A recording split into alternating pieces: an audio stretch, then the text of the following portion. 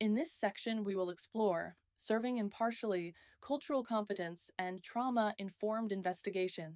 Serving impartially in a Title IX investigation means conducting the investigation without bias or conflict of interest. This involves treating all parties fairly, objectively evaluating evidence, and avoiding prejudgment of facts. Cultural competence in Title IX investigations requires understanding diverse backgrounds and perspectives. Investigators must be aware of cultural nuances to ensure fair treatment. Trauma-informed approaches involve recognizing the impact of trauma on individuals, ensuring sensitivity, and avoiding re-traumatization.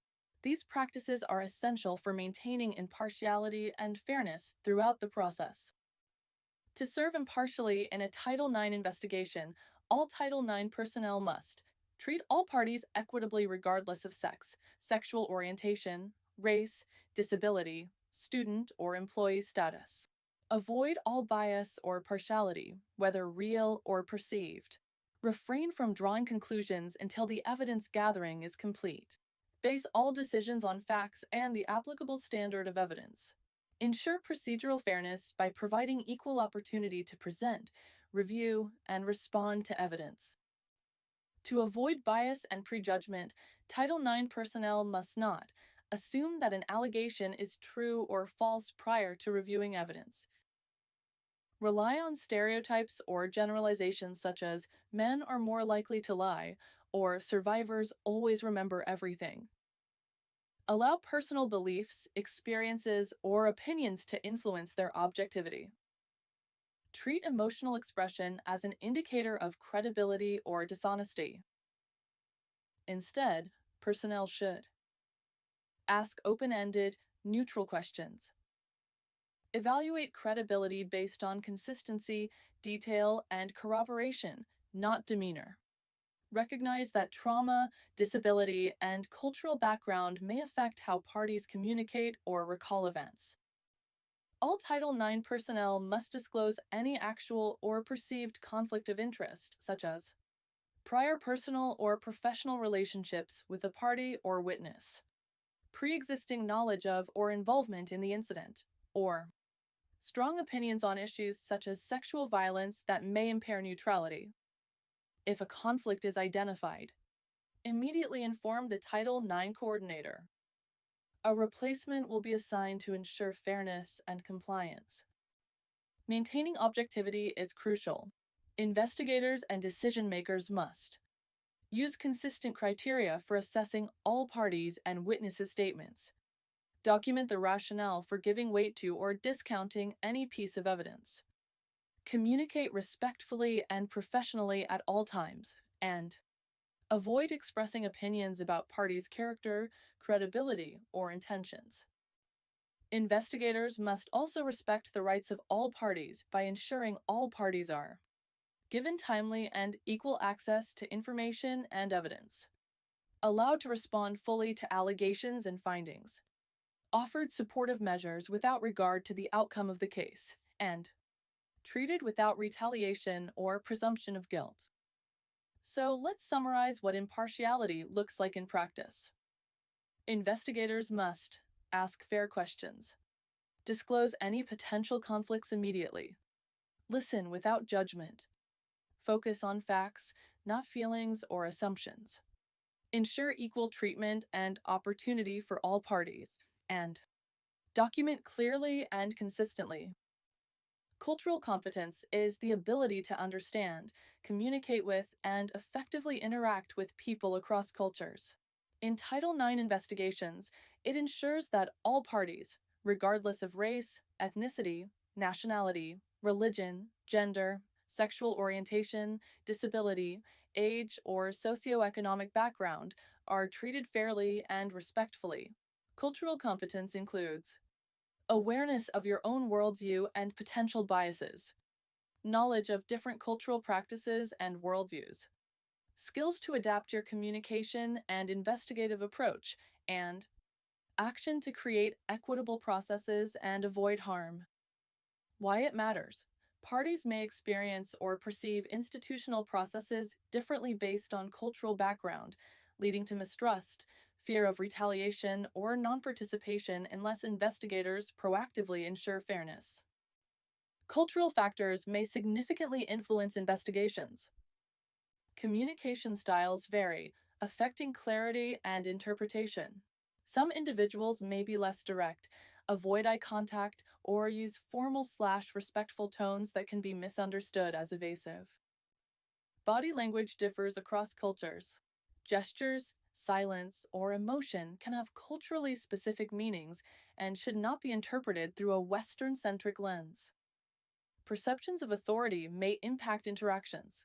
Some cultures discourage speaking against authority or institutions, which may affect participation or candor. Understanding of consent and gender roles can vary. Cultural upbringing may affect how individuals interpret boundaries, disclosure, or what constitutes appropriate behavior. Members of the LGBTQ+ community may not be out in their home or community and may fear disclosure. This may impact reporting or willingness to participate. When interacting with individuals with disabilities or those who are neurodivergent, it's crucial to prioritize respect, understanding, and clear communication. This may require sensitive handling to ensure inclusivity and fairness. Communication, memory, or emotional expression may differ from neurotypical norms. Recognizing these aspects is crucial for equitable investigative processes. These are some common pitfalls to avoid. Assuming all parties interpret events the same way, avoid making assumptions that all individuals understand, perceive, or remember events the same way. Personal, cultural, and situational factors can affect interpretation. Valuing communication clarity or confidence over substance. Don't mistake smooth, confident speaking for honesty. A less articulate person may still be credible.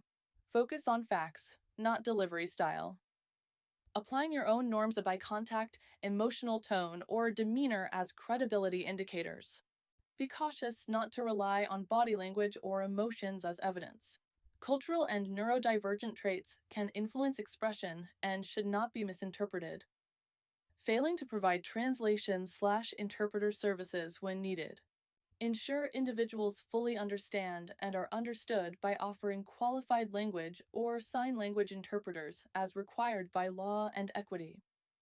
Overlooking bias in how policies or procedures are applied to marginalized groups. When writing reports or analyzing credibility, understand that culture may influence how someone recalls or describes an event. Avoid drawing conclusions without considering these factors. Be cautious not to label behavior as non-cooperative or untruthful without understanding cultural context. Before judging someone's behavior negatively, consider whether cultural norms or trauma responses may be shaping their actions. Document whether any accommodations were provided and whether additional supports were offered or declined. Keep a record of support measures such as interpreters, disability accommodations, or emotional support referrals. This helps ensure fair treatment and accountability. Let's look at some strategies for culturally competent investigations. Use inclusive language. Avoid jargon or legalistic language unless necessary, and always explain it. Establish trust. Explain what to expect, why you're asking each question, and how the information will be used. Avoid assumptions about background, education level, or family structure. Adapt your approach. Learn about the culture or disability prior to meeting. Offer flexibility in how interviews are conducted, such as video versus in-person, language interpreter, disability accommodations. Allow time and space for questions and breaks. Reflect on your own bias. Regularly examine how your background influences interpretation of facts of behavior.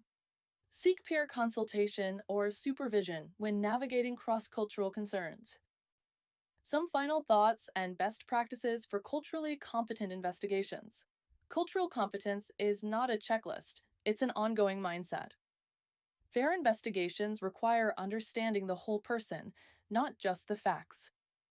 When in doubt, ask respectfully, adapt thoughtfully, and document transparently. The final portion of this section looks at trauma-informed investigation techniques. These techniques recognize the physical, emotional, cognitive, and behavioral impacts of trauma on individuals involved in an investigation, especially victims of sexual violence, domestic violence, dating violence, and stalking.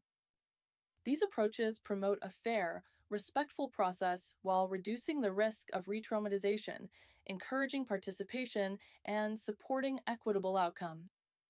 The core principles of trauma informed practice include safety, create both physical and emotional safety for all parties involved.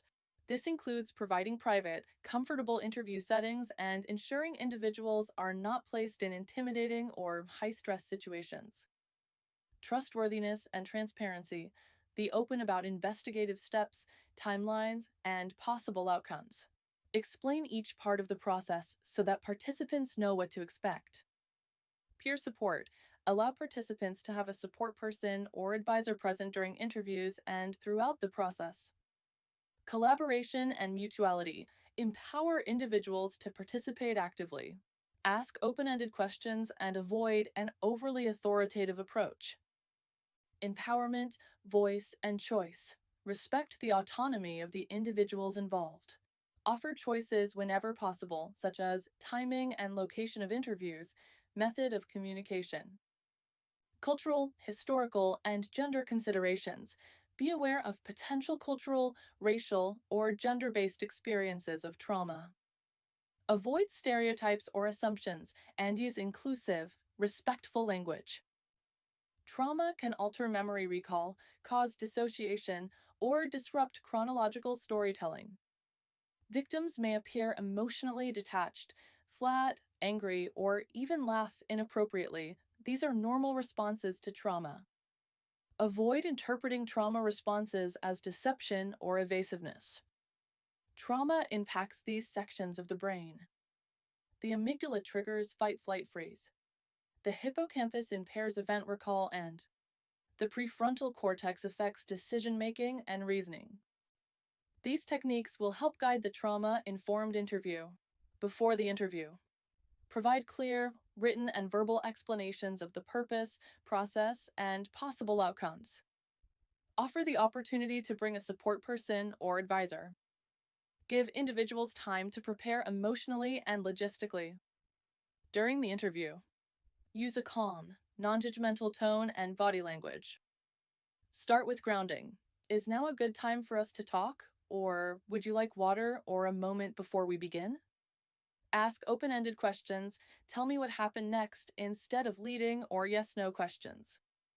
Avoid pressing for chronological order too early. Trauma can impact memory processing and sequencing. Be patient with pauses, inconsistencies, or emotional responses. Avoid repetitive questioning, which can feel accusatory or increase stress. Validate experiences without expressing bias, like, thank you for sharing that. I understand this may be difficult to talk about.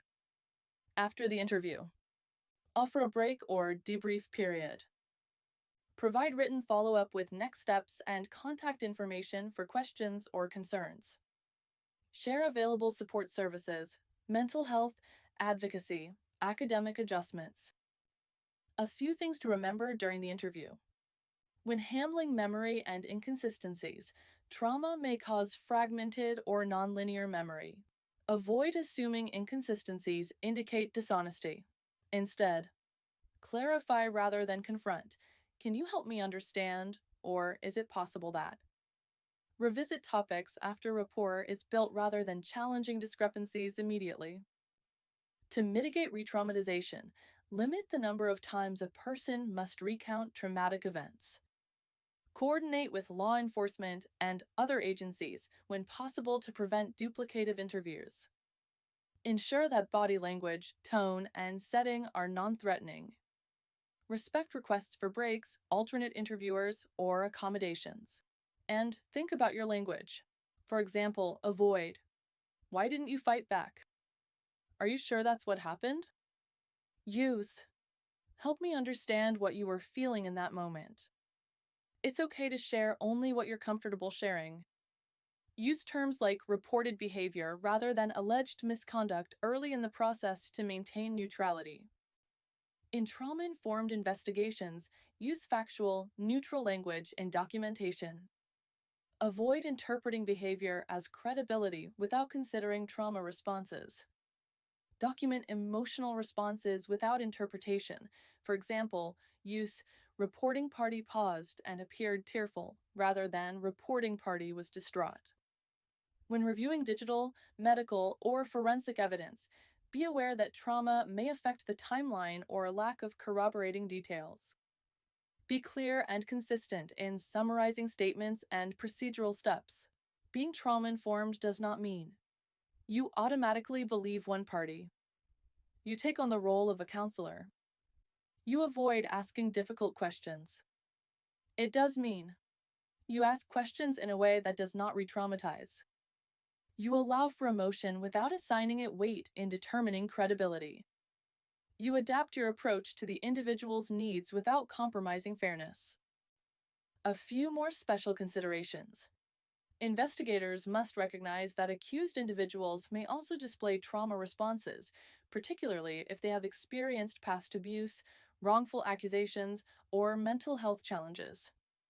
Investigators must also consider marginalized populations such as LGBTQ plus individuals, people of color, undocumented students, and others may face compounded trauma or mistrust of systems. Take care to use inclusive, respectful language and offer appropriate referrals. Title IX personnel should engage in regular training on trauma responses, bias, and cultural competency. Be aware of personal triggers or biases that may affect how questions are asked or interpreted.